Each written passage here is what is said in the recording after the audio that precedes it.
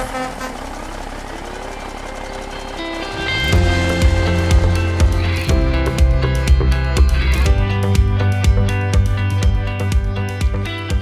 back to the Terminal Exchange, the official podcast of Nussbaum Transportation. I'm here with Mike Spitzer, Nussbaum driver and professional chef for 18 years, cooked meals for the president, multiple presidents, people of Congress, and he sold a cake recipe for $10,000 once. So this man knows cooking, and he knows what it's like to be a chef and to drive over the road. So we're here talking about his journey through that and coming to Nussbaum. I'm excited. So Mike, thanks for being here. Thank you for having me. So this is something that you've done podcasts before? I've done a couple of tech podcasts.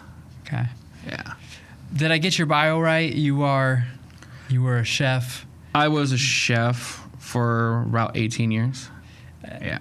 For a long stint of that at Vail Resorts. Vail, and mainly hotels and like major hotels. Yeah. Like the Intercontinental in downtown Kansas City, the Raphael in Kansas City, and then all over America, hopping hotel to hotel. Yeah. High-end restaurants to high-end restaurant. Yeah. And as we were talking, Mike has a lot of cool tattoos, and he was showing me them. He's talking about one of them was a koi fish swimming upstream, and talking about how the meaning behind that is finding your purpose in life and trying to figure out what you're right. Yeah, the koi fish swimming upstream resembles fighting the current of life. You're not too sure on what you're wanting to do in life yet. Yeah. And you're trying to find your current. Yeah. Yeah. And I think my hope is with this, that as we talk about that, and that people could apply this to you as you're listening. There's a lot of drivers at Nussbaum that have changed careers, truck drivers in general, like you jump into new industry. So we're going to talk about that with you going from being a chef to making a hard transition to being a driver over the road.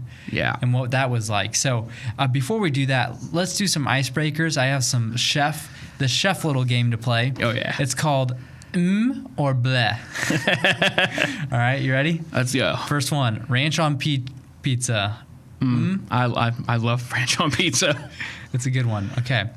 Breaking pasta before boiling. You would break my heart if you broke pasta. Like you would break my wee little heart. Oh, do you like cooking pasta? I love cooking pasta. If you break it in front of me, I will shed a single tear. Oh no. Ketchup on steak. Or bleh? Bleh. Oh. Do you put anything on a steak? Just salt, pep? Being a chef, we were trained that you never take away the flavor of the steak. And if you have to add anything to it, your steak is overcooked and you shouldn't be eating a steak. Okay. And what's the acceptable temperature? For me, I eat them blue. Like that's still basically raw. But medium rare is about the most I'll ever take it. Yeah. Okay.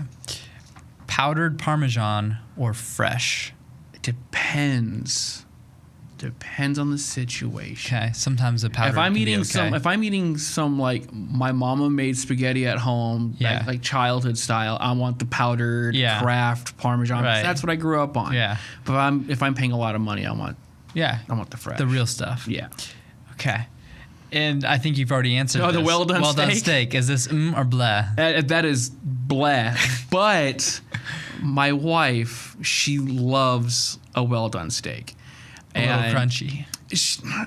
Our joke is she likes a well done steak with a round of applause. She likes it extra well done. Okay. And I'm like, cool. It is what it is. But as a chef, I'll cook anything the way you want it because my end of the day is to make the person happy. Yeah. You got the whitest spread there. She likes it. Yeah, and I like black. You like mine blue. basic raw. Yeah. Oh man. So let's start here on your journey, and that began with, you said you grew up in the kitchen. What does that mean? You grew up in the kitchen and you grew up around trucking, and walk me through your story. You had a stint in military and then becoming a chef. So what would that look like? So my grandma and grandpa owned restaurants growing up. And then, we lost them due to financial situations and stuff. But I grew up in an Italian household. and food was everything. And we used to have like Sunday dinners. Everyone would cook, all that stuff. We'd all hang out. That's why we bonded and all that stuff.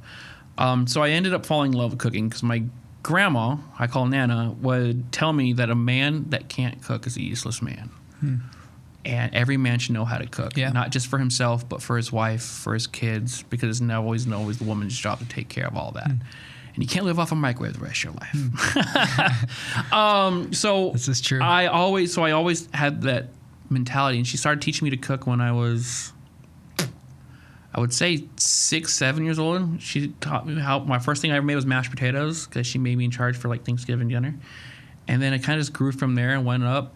I started working in like TGI Fridays as a young kid, like in my younger years, and all that other stuff. I was a line cook, and trucking wise, I grew up around it. My mom's ex-boyfriend, God rest his soul, he's passed away like 3 years ago now. I'm sorry. He was a great guy. He was a heavy hauler, and he did like the low bed heavy haul, like big bulldozers, all that stuff.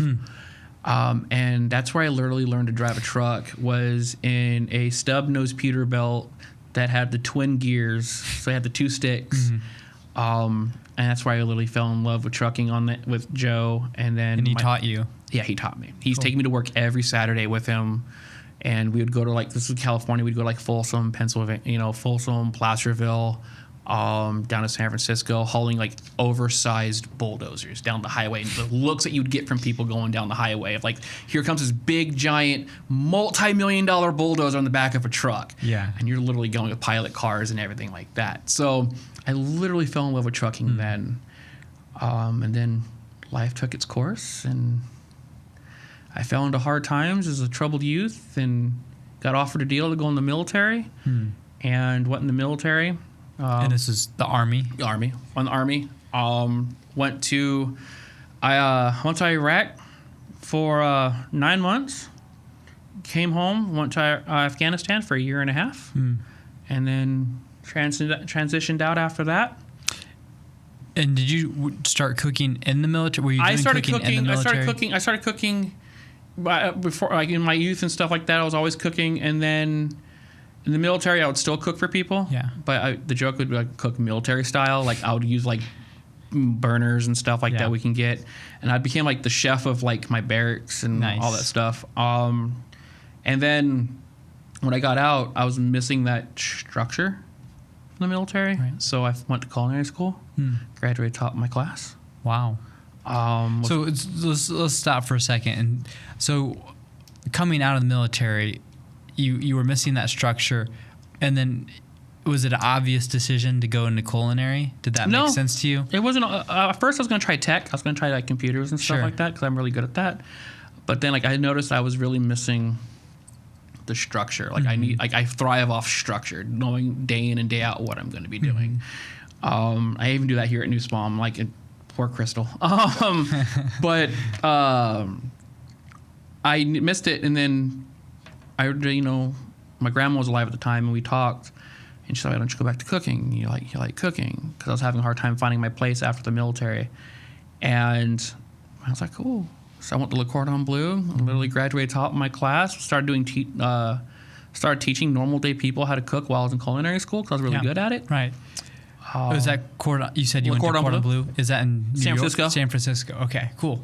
Big school, right? Oh, big school. Yeah. Big school. I did that, graduated top of my class, and I met a couple good friends there, and we're still friends to this day. But then after that, I literally just started throwing myself to the wolves and started off as a dishwasher, a line cook, whatever I did. At one point, I was working in San Francisco, barely scraping by. I was paying $2,700 a month for a studio apartment with no bathroom in it. Whoa. Bathroom was on the hall. And I just sacrificed everything for cooking. And that was it. And then, yeah, so let's talk about your career within culinary. And there were some pretty notable things. Oh, a lot of notable things. We've had other chefs come to Nussbaum with previous careers. None of them have ever cooked for the president.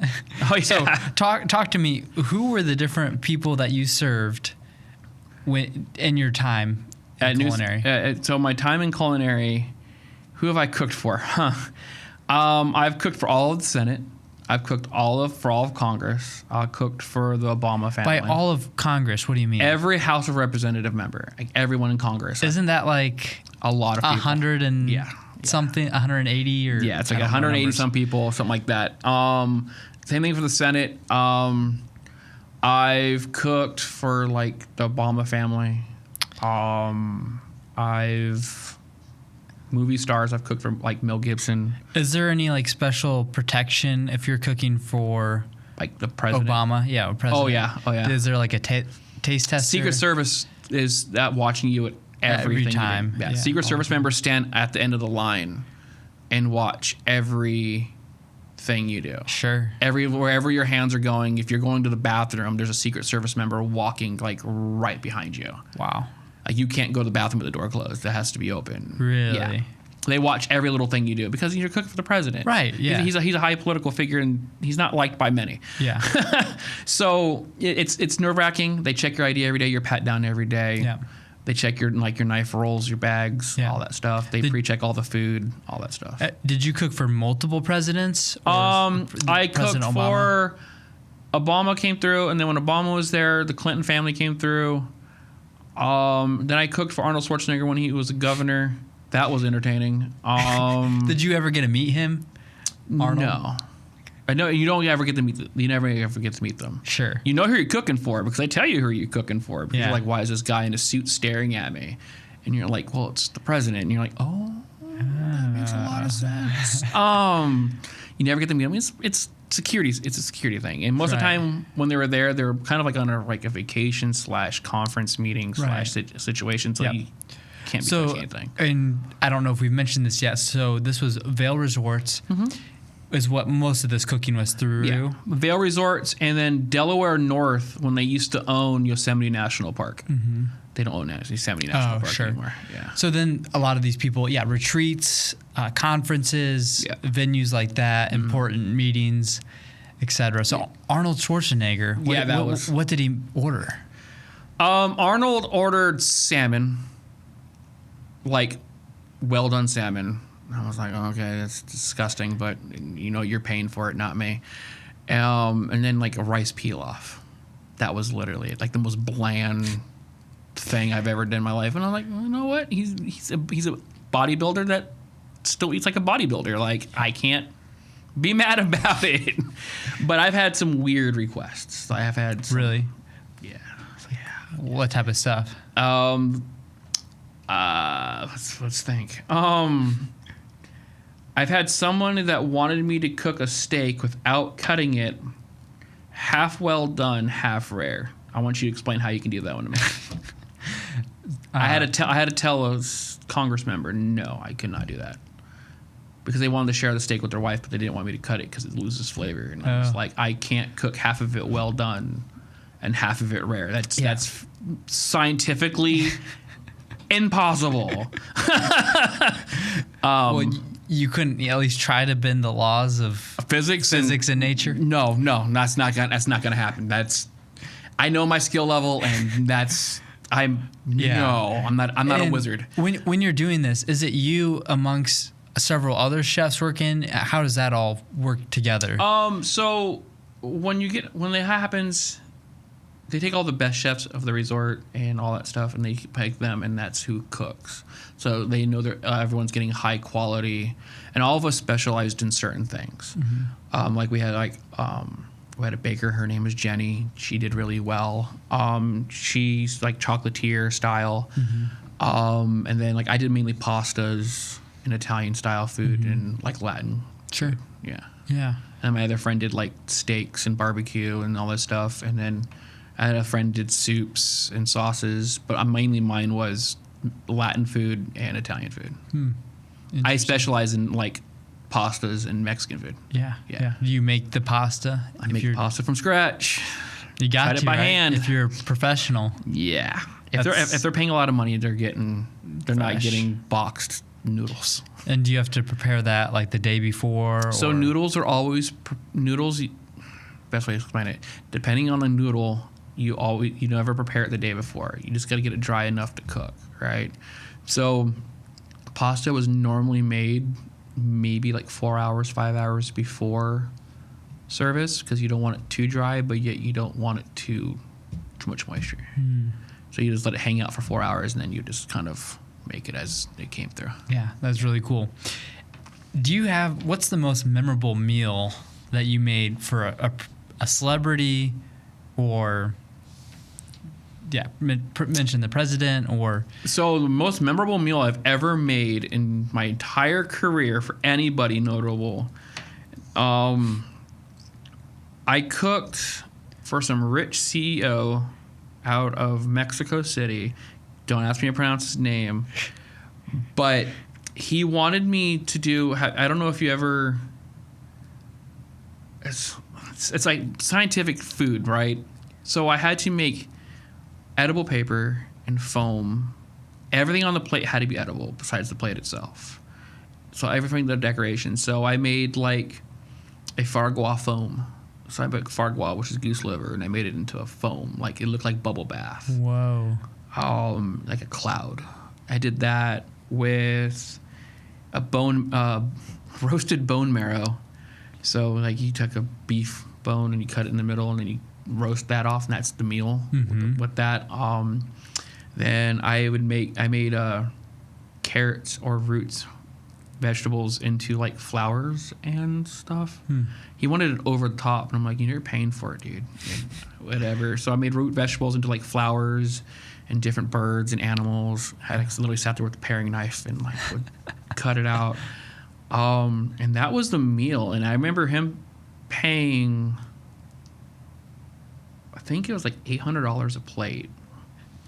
And then he tipped the whole entire restaurant staff like $200, $300. Wow. Yeah. And I was like, all right, cool.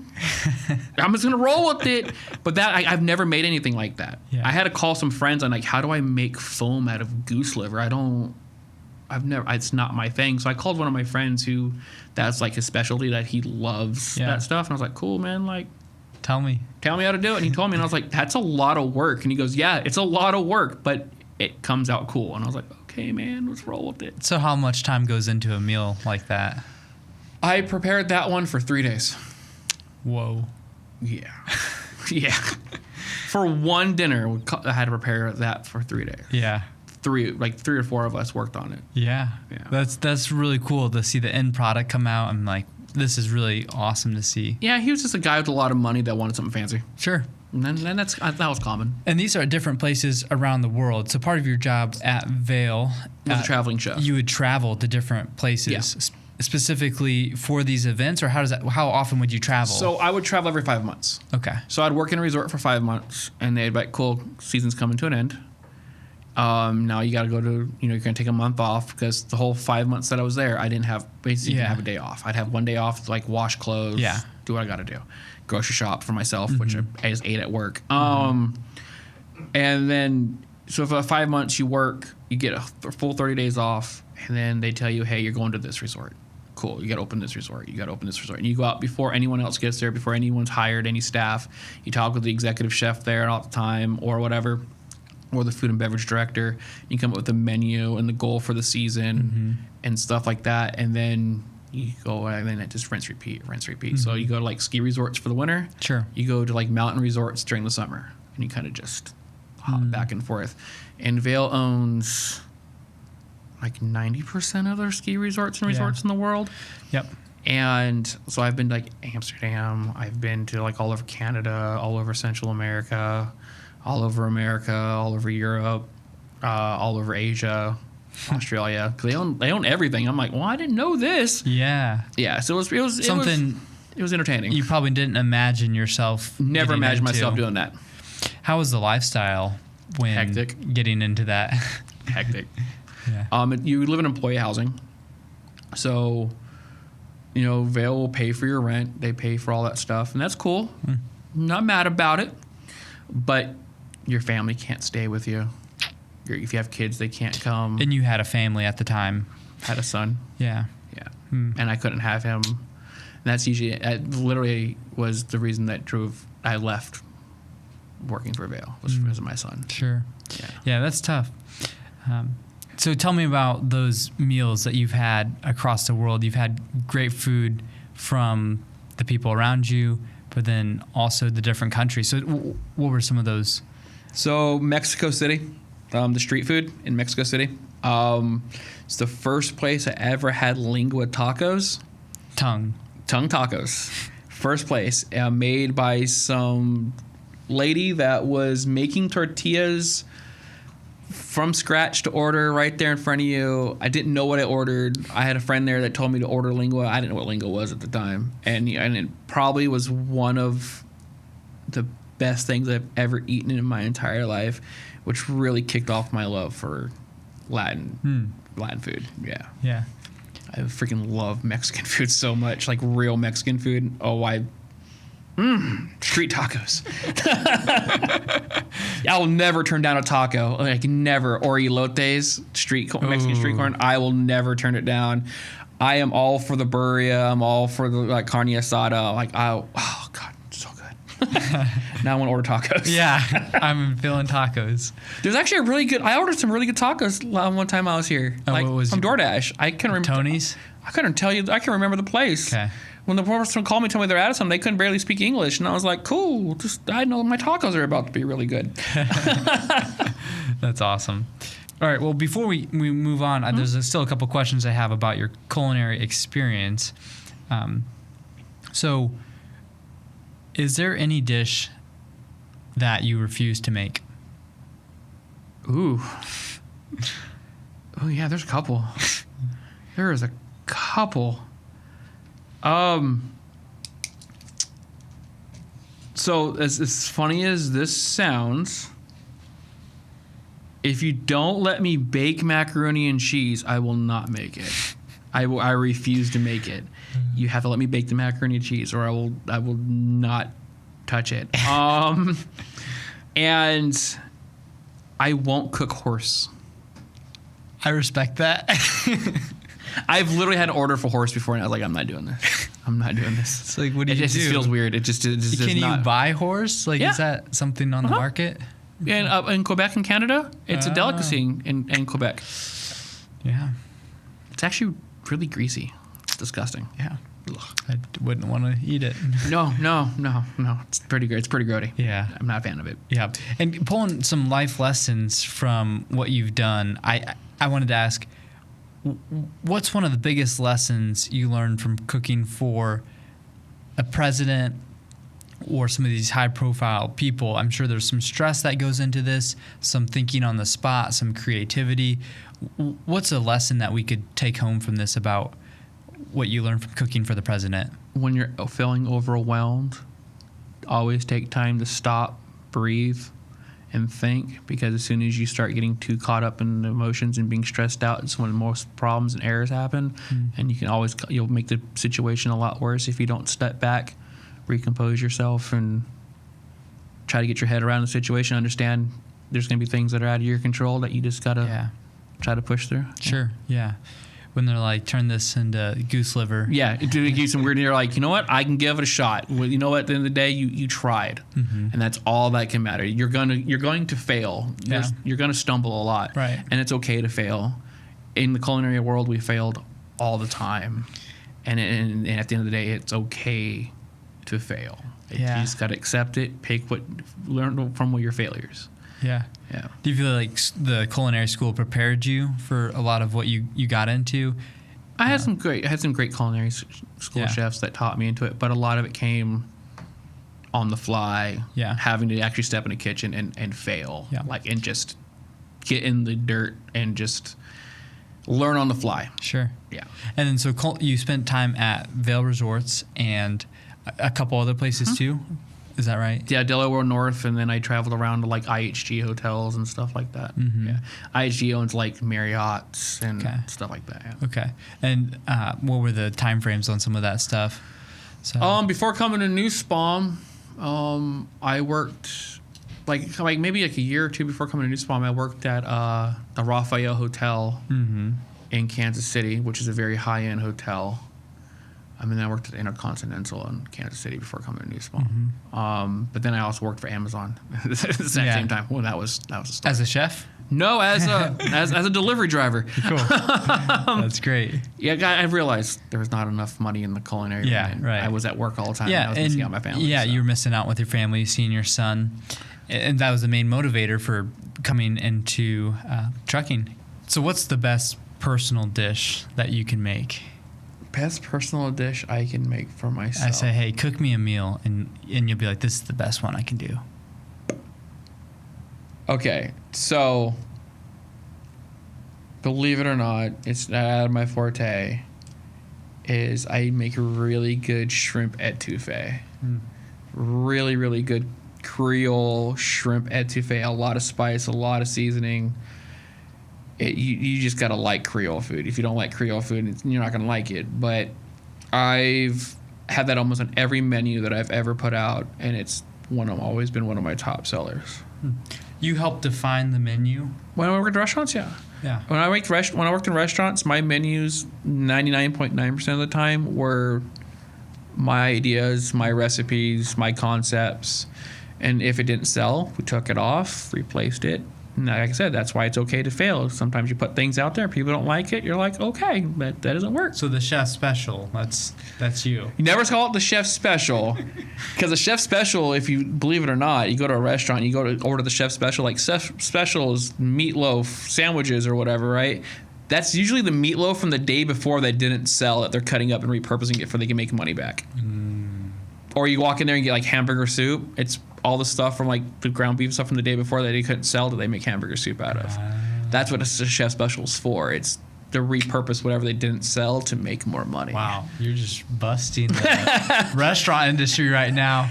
Yeah. It's people don't realize that though. Like when you walk in and you get like today's special, it's usually the food that didn't sell that they're trying to make money off instead of taking the loss. That's why it's always like $9 for like a steak dinner. You're like, those steaks are about to go bad, aren't they? Yeah, that's normally the cause. Yeah. People don't realize that. So that shrimp dish, what is in that dish? Rice, shrimp, a lot like bell peppers, celery. So if you don't know what shrimp etouffee is, it's I don't. so shrimp etouffee it's Creole food. So it's shrimp in like a rich spicy sauce. Yeah. And it has like tomatoes sometimes. It has like the cool thing about Creole food is there's a base. You need good white rice. You need good white rice. And you need like bell peppers and onions. Like you need the Holy Trinity of like celery, bell peppers, onions. It's called the Holy Trinity. Right, and that's the base flavor. And you need good Gulf shrimp, like really big Gulf shrimp. Besides that, everything else is based off you season with your heart and you season with your soul. And that's the cool thing about the whole Creole thing is you don't follow like it's 2 teaspoons of this. No, it's you go until it speaks to you. And if you like it super spicy, it's going to speak to you and tell you to make it spicy. And that's Creole food. That's Creole food. Mike, make me spicy. Basically, like if you ever talk to Justin here at Nussbaum, he grew up in Louisiana. Okay. And his grandparents, that's how they would cook. Would literally you just season with your heart, you season with your soul. You just literally just toss it in there and go, that's not bad, right? It's that a little bit more. And that was it. And that was the cool thing. That's why you go to the South and no one's Creole food tastes the same. Yeah. No one's food down there ever tastes the same because everyone speaks different to them. Yeah. Wanted to take a pit stop and ask this question about, you mentioned Gordon Ramsay, that you applied. I applied for a restaurant. To work for Gordon Ramsay. Failed horribly. But trying that out, that's a pretty tough application process. Cooking for the man. Gordon Ramsay himself. You gotta have some years of culinary experience. You gotta, like I said, not be afraid to fail. Because going to cook for him, there's a 99.9% chance you're gonna fail. Yeah. He's Gordon Ramsay. He's like the epiphany of like fine dining. Like that's what everyone knows of. But at the end of the day, the cool thing about even having a conversation with the guy, talking to him, even trying is, what you see on TV is not really him. And he's actually a really nice guy, really sweet. But his one thing that he always says is he's only mean to people that can't check their ego. You should never come in going, I know everything, because you don't. You always have room to grow.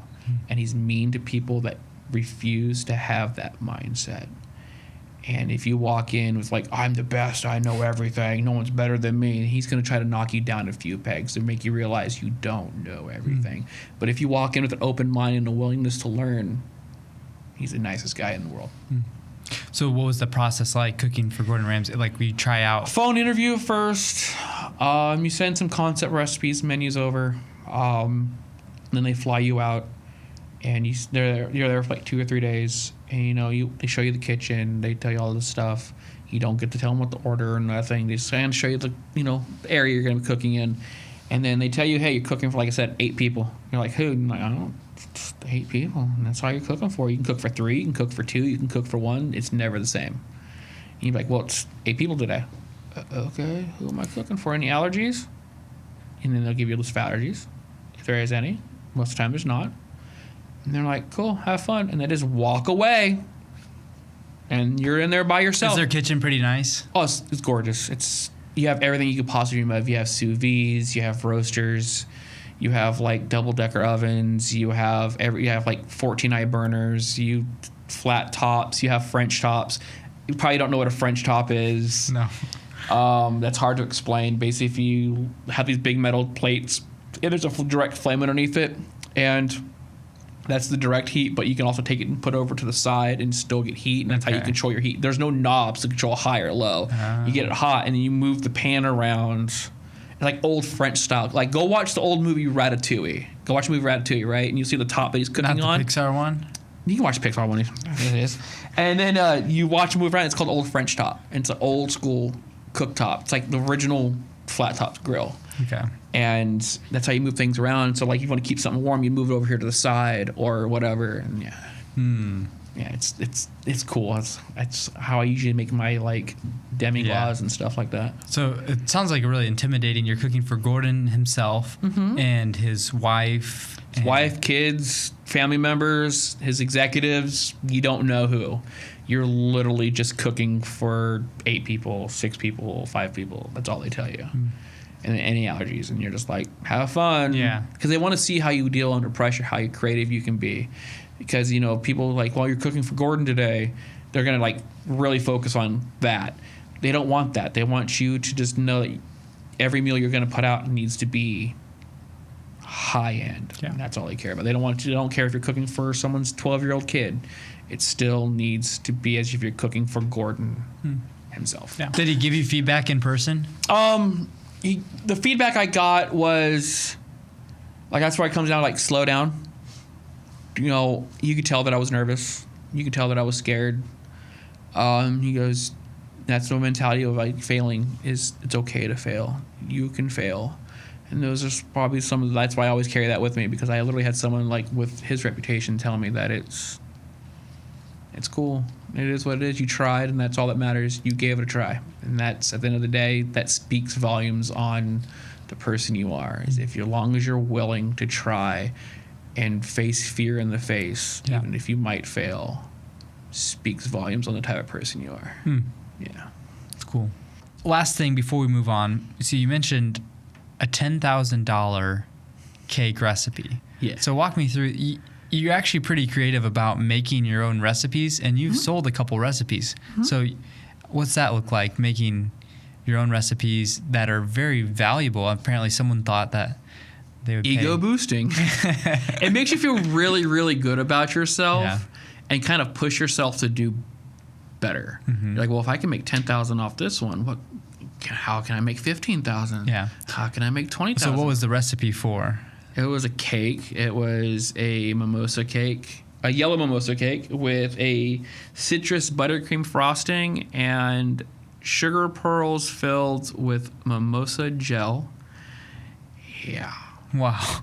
It was a pain in the butt, but my sister helped me. I took my sister's original idea, and I kind of adapted on it. Yeah. And that's the cool thing about culinary world is that's what a lot of that is taking what somebody else has done and go, I'm going to make that better. Yeah. And that's what it is. Yeah. Just making it the next, tweak it a little bit, make it better. Any funny, unexpected stories from the kitchen that you'd like to share that you haven't shared yet? So at the Teton National Park, we used to have a thing called Capture the Flag. And so Tetons, we had multiple restaurants and stuff. And we had a thing called Capture the Flag. It's where each kitchen would compete against each other, and like we'd have like a pirate flag hanging up. And each kitchen would send like cooks over to kind of steal the pirate flag. And like you would like literally just like do weird games to like distract somebody while somebody ran in and grabbed it. And that was oddly fun. And it kind of like added a different twist to being being in a kitchen all day long, because we were in the kitchen for up to 16 hours a day. And it kind of had this little fun banter back and forth of like who's a better kitchen and all this other stuff. And it was really, really fun. Then I had a friend in there. His name, we named him Greasy because he was cleaning the deep fryers and went to go put the new oil in and forgot to close the valve. And as he's pouring the new oil in, it just literally pours all over the ground.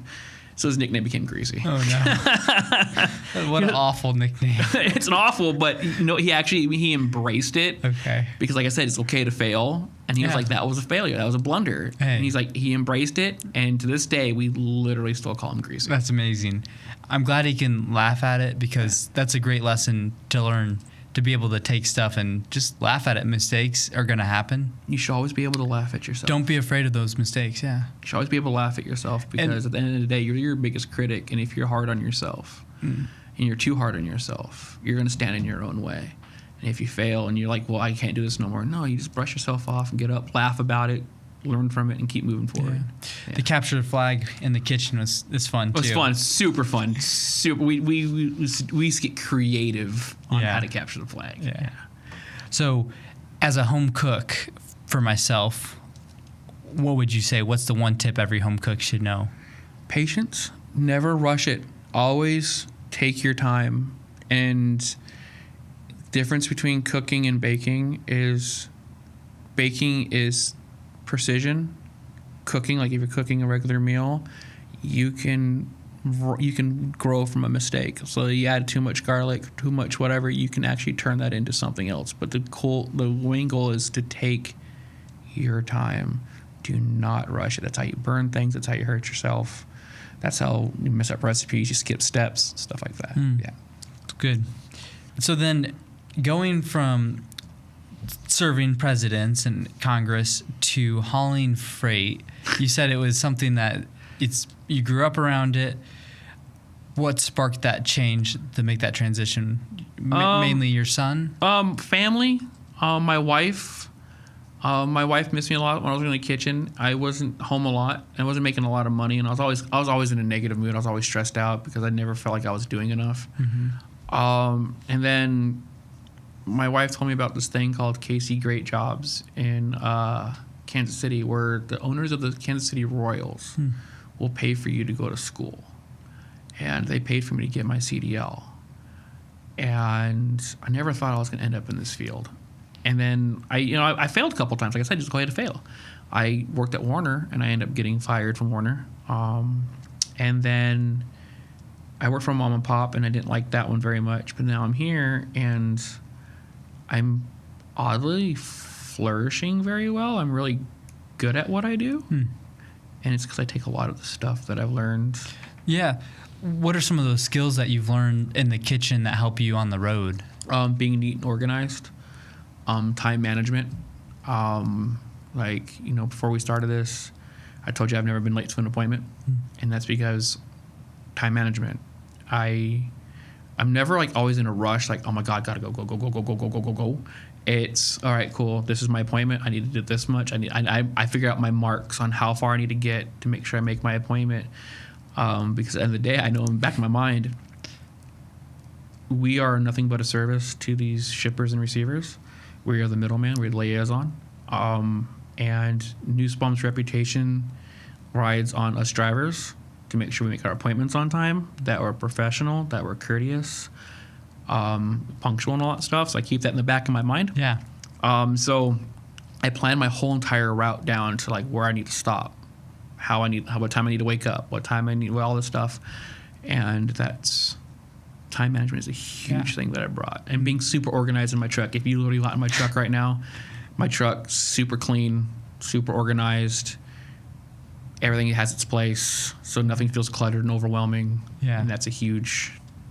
You're doing a good job. Just I try. no late so far.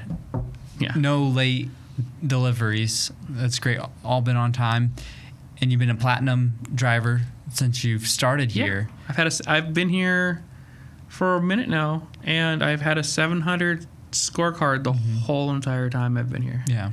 Yeah, I'm at a 700 evenly right now, but cause I've had a couple of things I've had to learn to do better at. But sure, it's all about learning. Yeah, it's about learning and wanting to learn. And so you have to have a very open mind. You understand the mission. It sounds like when you're sharing that, it's about supporting our customers and being the face of Nussbaum.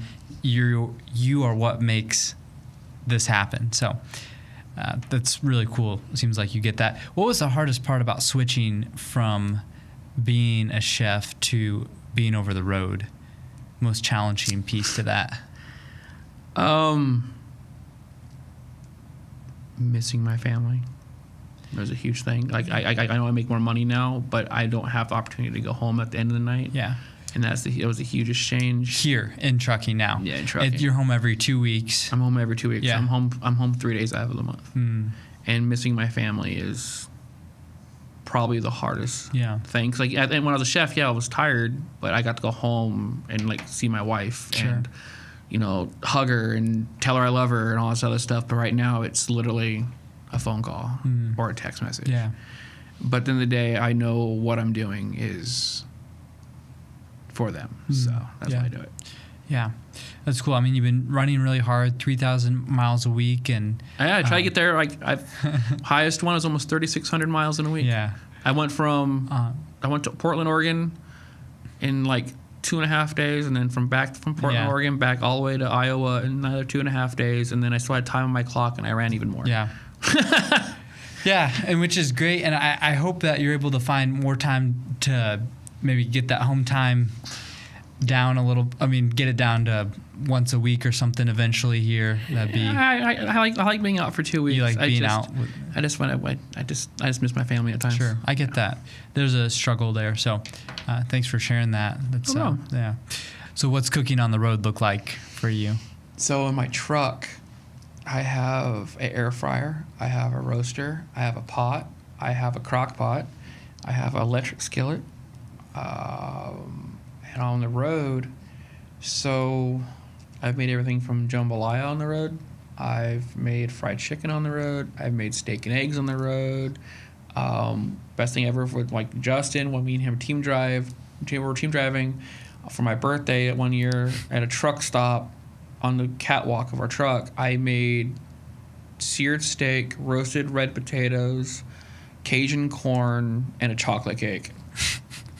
At a truck stop outside. How do you make a chocolate cake with culinary skills? You literally put the cake mix in the pan, you put it on very low heat, add a little bit of water, and let the steam cook the cake up. Okay. Yeah, you steam a cake up. You steam a cake. Mm-hmm. Justin all you really need to make a cake in like a pan is literally steam. And you can literally let the bottom of it cook up a little bit and add a little bit of water to it, like ice cubes, whatever, and the steam will help the rest of the cake rise up. Yeah. Smart. Justin probably misses you. Justin's diet now has literally gone back to like Chef Boyardee and like ramen noodles for the most part. Because on the truck I would used to make like pancakes and eggs for breakfast. I would make French toast. I made pasta. I made tacos. I made steak. Like I literally said it. If you see me at a truck stop, you can bring me over some meat, and I'm like, cool, I got you, and I will literally make you whatever you want.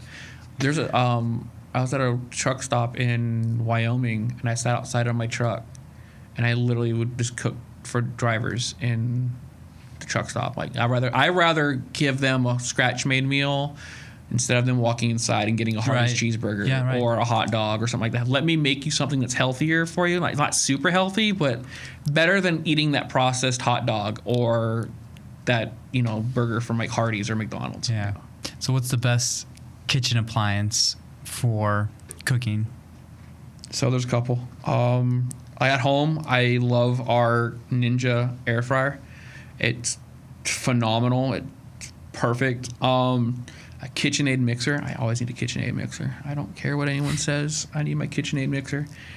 And a really good set of knives. You always need a good set of knives. And that's all you really need. You can do everything else. Like I've literally cut up meat on a cardboard box. I don't need no cutting board. I'll do whatever. But yeah. I need a good Ninja air fryer. We also have a smoothie machine at home. Absolutely love that. And my wife wants the Ninja Creamy if we can make ice cream. Ooh. But that's neither. Stay tuned. But air fryer is the key to success. Air fryer is great. I heard you can make salmon on that. You can make salmon. You can make the one at home. It has a bake feature, so you can bake in it. I'm like, all right, cool. I guess So in the truck it works well, the air fryer? You just got to idle the truck for a while because it pulls a lot of power. But, you're only going to cook it for like 5-10 minutes. It is what it is. And that's it, yeah. I ask this question a lot of drivers, and I love what I find out. What is the most interesting load that you've gotten from someone picked up and something? So I have a couple. So before coming to Nussbaum, I did flatbed. I absolutely love flatbed. But I had to figure out how to fit 6 Bobcat, little skid loaders, on a 48-foot trailer because the company I worked for did not plan very well. And I magically did it, kept it regulations and stuff like that. That was cool. And then for that company as well, I loved it. It was great things I got.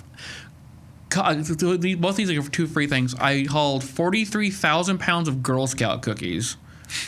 Greatest thing in the world. They gave me free Girl Scout cookies when I made the delivery. And I was like, yes, Thin Mints. And then when I was team driving, me and Justin Barrett, who's also a driver here, we had to do a Red Bull delivery from, I think it was Phoenix, Arizona, to Detroit, Michigan, and we were team driving. We literally were there the next day, and that's why my old company called us like Amazon delivery because we were literally next day delivery. One day with Mike. We would literally be. Me and him did 10,000 miles in a week. Our truck never stopped. We went from Seattle, Washington, down to Miami, Florida, in like 2 days. Literally just So me and him sometimes joke about that. Yeah. But we did a Red Bull delivery, and when we showed up, because it was a blindside back in a very tight spot, they gave us free Red Bull. And I was way. like, can't be mad about this. Yeah. They gave us about $75 worth each of free Red Bull. Yeah. What? Yeah. Do they do that for everyone? No. We're like, yes. That's a hard backing job. It was a blindside back into a dock. So the dock would be like right here. I had a blindside back around a building and not hit the building and get into the dock. Yeah. I taught Justin a trick on that day. I was like, lift up the blinds, use the window to guide yourself in. Yeah. That's cool. You brought Justin over from your last place. Too. Yeah, Now Justin he's he's a great guy. He's we talk all the time. He's enjoying it here. Yeah. Good. Yeah. Takeaways. So I wanted to finish this episode off with some takeaways for our listeners. What advice would you give? And a lot of our drivers, I mentioned, have previous careers, switching industries. What advice would you give for someone thinking about a career change? A career change? Whether into trucking, out of trucking, just in general, what would you give to someone thinking about a career change? Never let your nerves stand in the way. So if you always stand in your own way, if you let fear stop you from doing anything in life, you'll never grow. At the end of the day, you're going to be the only person that ever stops you from growing. And if you let yourself stand in the way, you'll never find growth. You'll never find peace. You'll never find happiness. And sometimes you just got to put caution to the wind and give everything a shot. And you might like it, you might not. Yeah. At the end of the day, I literally believe that you're your biggest cheerleader. You're going to be your biggest supporter in life and everything. And you can also be the biggest barrier in life. Mm-hmm. And you got to be able to advocate for yourself and believe in yourself and push yourself to do better. Yeah. That's cool. Thanks for the words of wisdom. Yeah, not doing stuff out of fear, but out of love and a desire to do something. A desire to learn. You should always have an open mind and wanting to learn about other people's beliefs, lives, careers, everything. Never have a closed off mind. You should always be open to everybody. Yeah. Cool. Mike, thank you for being here and just sharing your life story. And there's so much. And I feel like we just kind of scratched the surface. So if you see Mike around, say, hey, can you cook me a meal? And then talk to him. I will be glad to cook anybody a meal if they see me around. I tell people all the time, if you see me at a truck stop, knock on my door, I'll gladly cook you a meal. I have no problem with it. Yeah, that's good. Any shout outs you'd like to give or comments that you'd like to share, pieces of advice? I honestly, like, the one thing is, like to say, I like to give out my DM Crystal a huge shout out because she deals with me.